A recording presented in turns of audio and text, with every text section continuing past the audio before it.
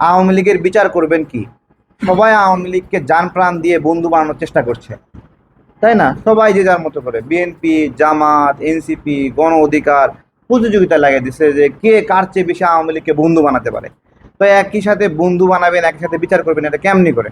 আমি গতদিন বলেছিলাম যে আমাদের যে আন্তর্জাতিক অপরাধ ট্রাইব্যুনাল বানানো হয়েছে, এটার বিচারক হলো জামাতে ইসলামের, এটা হলো আসামি পক্ষের আইনজীবী শিশির মনির, আর হলো রাষ্ট্রপক্ষের আইনজীবী হলো আমাদের তাজুল ইসলাম ভাই। তো এটাই তো একটা বাস্তবতা, তাই না? এই কিছু মিলিয়ে যেখানে জামাত ইসলাম খুব করে আগ্রহ সহকারে আওয়ামী লীগের সঙ্গে নেওয়ার চেষ্টা করছে, সেই জায়গা থেকে আপনি এদের বিচার করবেন কিভাবে? এটা আওয়ামী লীগের বিচার বলতে আর কিছু আমি দেখছি না বিচার হওয়ার কোনো সম্ভাবনা আছে। আর এইভাবে রাজাদের বিচার হয় না, বুঝছেন? রাজাদের বিচার করা অনেক টাফ একটা বিষয়। এখানে যদি আপনার হলো সাধারণ মানুষ এরকম ঘটনা ঘটাতো, দেখতেন এতক্ষণ তাকে ঝুলাই দিত। এটা অনেক একটা রয়্যাল ব্লাডের একটা বিষয়, সেই বিষয়গুলোতে কেউ হাত দিতে চায় না। ডক্টর ইউনূস তো হাত দিবে বলে আমার আমার এই জায়গায় কনফিডেন্স নাই যে ওই জায়গায় হাত দিয়ে। কারণ দেখেন, এই যে যুক্তরাষ্ট্রে আছে, তাই না? সেখানে যাওয়ার সময় দুই পাশে, এক পাশে বিএনপি, এক পাশে জামাত, আর পিছনে এনসিপি লইয়া তিন দিক থেকে আবৃত হয়ে ডক্টর ইউনূস যাচ্ছে। তার মানে দায়িত্বে থাকা অবস্থায় গার্ডস পাচ্ছে না যে উনি কি সাহস নিয়ে যাবেন, তাই না? তো তাহলে উনি বিচার না করতে যদি ডিমের ভয় করে, তাহলে বিচার যদি করেই ফেলে, তাহলে উনি কি অবস্থায় যাবে? তো এই বিষয়গুলো আপনারা দেখেন।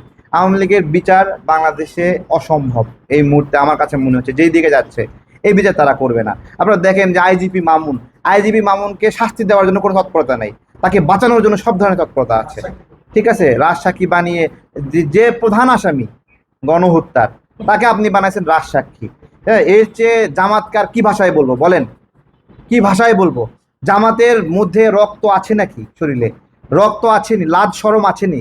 এরাই তো তাদের নেতাদেরকে ফাঁসি দিয়েছিল, তাই না? এরাই দিছে না ফাঁসি? তাহলে এরাই যদি ফাঁসি দেয়, এদেরকে আবার বন্ধু বানায় কিভাবে? তাদের লজ্জা আছে? হ্যাঁ, আমি ওই জন্যই বলছিলাম যে মতিউর রহমান নিজামীর জামাত আর শফিকুর রহমান জামাত এক জিনিস না।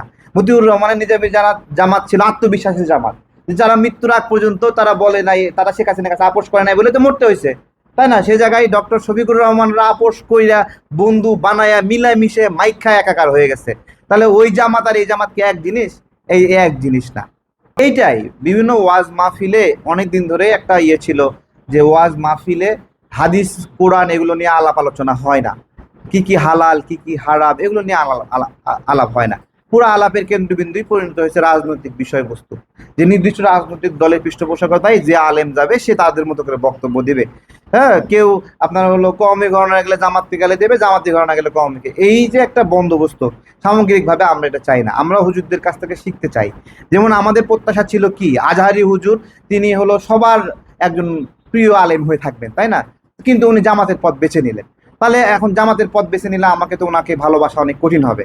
তো আমার মতো এরকম অনেক নাগরিক আছে, অনেক মুসলিম নাগরিক আছে, যারা আজহারি হুজুরকে দ্বিতীয়বার ভালোবাসবে কিনা একটা ইয়ে নেবে, যে যেহেতু উনি একটা আপনার হলো মওদুদি আকিদার পন্থাকে বেছে নিয়েছেন, সেহেতু আমি যদি এখন আপনার হলো কওমি ঘরানার আহ, ইসলামের প্র্যাকটিসে বিশ্বাসী হই, তাহলে তো আমি তো তাহলে আজহারি হুজুরকে মানা আমার জন্য কঠিন, তাই না? তো উনি উনি উনিও কি ওই আলোচনার ময়দানে ওনার নিরপেক্ষ ধরে রাখতে পারছেন?